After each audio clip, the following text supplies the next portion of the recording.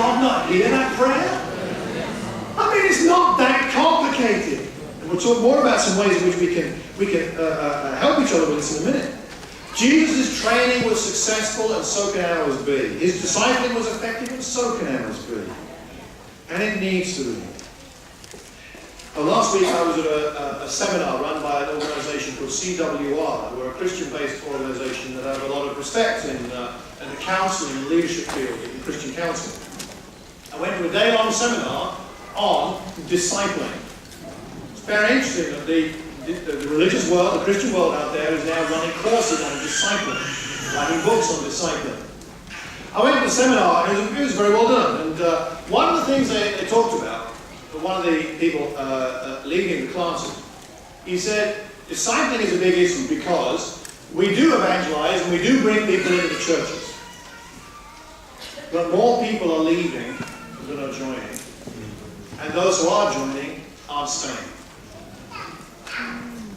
Statistics, he said, between 1989 and 2005, so that's a 16-year period, in the churches within the United Kingdom of all denominations, Catholic, Anglican, Methodist, Baptist, the whole lot, all the attendance membership statistics.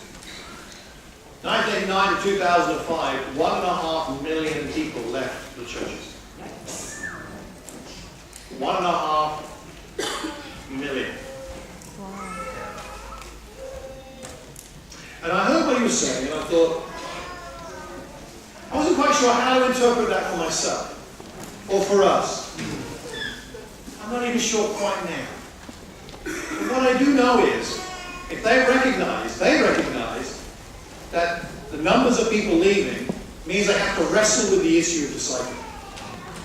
For sure, we need to wrestle with it. And even though I think we do have people leave, and some people leave, I think because they need to.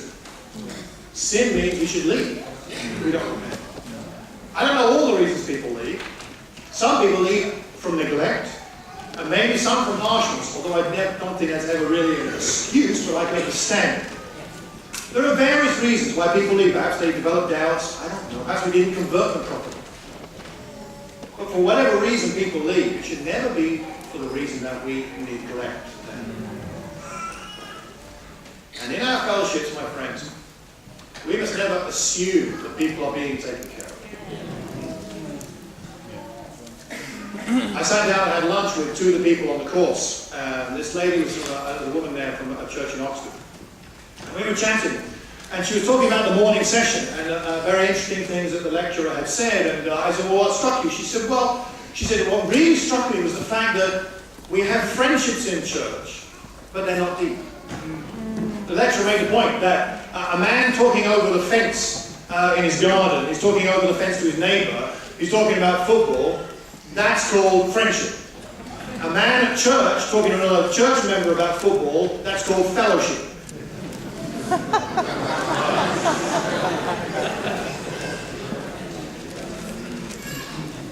We've got to be deeper than that.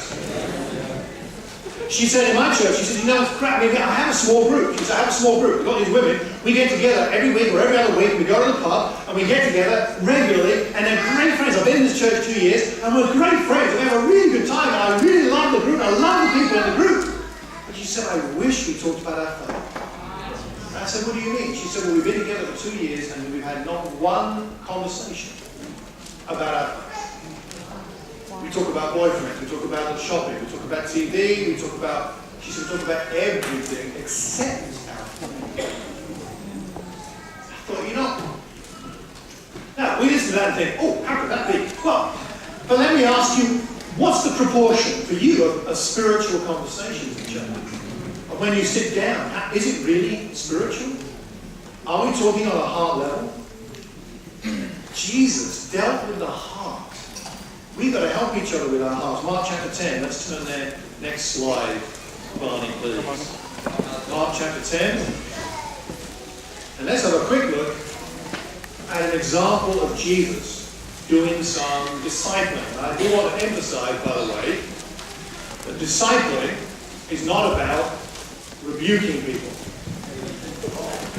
It can be part of the package. But discipling is not a euphemism for being rebuked or told off. Discipling can be encouraging, discipling can be rebuking, correcting, and training. Discipling can be just sharing, confessing, I don't know. Jesus is very thoughtful, I think, about the way that he engages with his disciples. In Mark chapter 10, verse 14, Mark chapter 10, verse 35, rather, beg your pardon. Mark 10, 35. James and John. James and John, they're fun characters. They come to Jesus and they say to him, Teacher, we want you to do for us whatever we ask.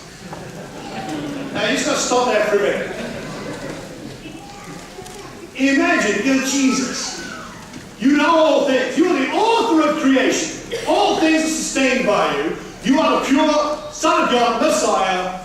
And these two fellas come to say, we want you to do what we ask, whatever it is.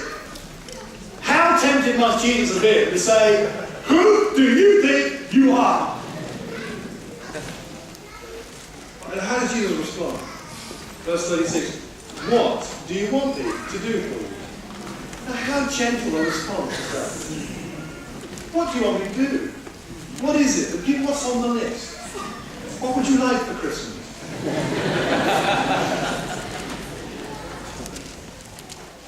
They reply, let one of us sit at your right and the other at your left in your glory.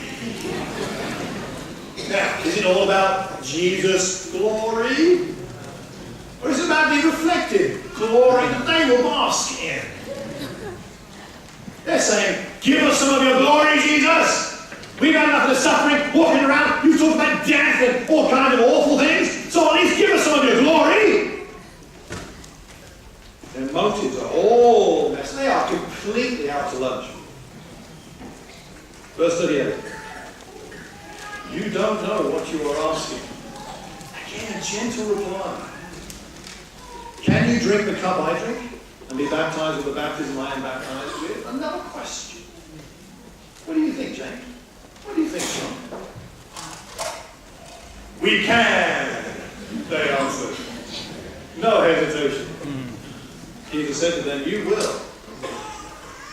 You will drink the cup I drink, be baptized with the baptism I am baptized with, but to sit at my right or left is not for me to grant. These places belong to those for whom they have been prepared. Notice how Jesus understands his own limits. Most abuses in discipling relationships would be solved by us understanding our limits. Someone comes to you and says, I'm hearing voices. That's the time to send them to their doctor. Seriously. Be down on them. Just go and see your doctor. Someone says, I'm struggling with real anger towards God through a bereavement I've had, and you've not been bereaved, you don't understand it. Don't try and pretend you know how they feel. Say, this sister, this brother's been through what we've been through. I don't know. Why don't you get with them? And fill in the blanks for all the others, okay? If we don't know, it's okay to say, I don't know. If Jesus said, you know what? Jesus said, that's not my decision. Isn't that interesting? The one who was given all authority in heaven and earth says, it's not my decision, okay? I mean, leave that. I find that astonishing. Jesus knows his limits. The 10 hear about this, they become indignant. Jesus calls them together and says, you know that those who are regarded as rulers, lord over them, high officials exercise authority, not so with you. Instead, whoever wants to become great must be a servant, the first must be slave. Even verse 45, the Son of Man did not come to be served, but to serve, and to give his life as a ransom for many. And the final thing he does there is he shares his own example. You know how I live, guys, and you're my disciples. I think this. In most discipling times, they go well when we ask questions instead of making judgmental statements. Most discipling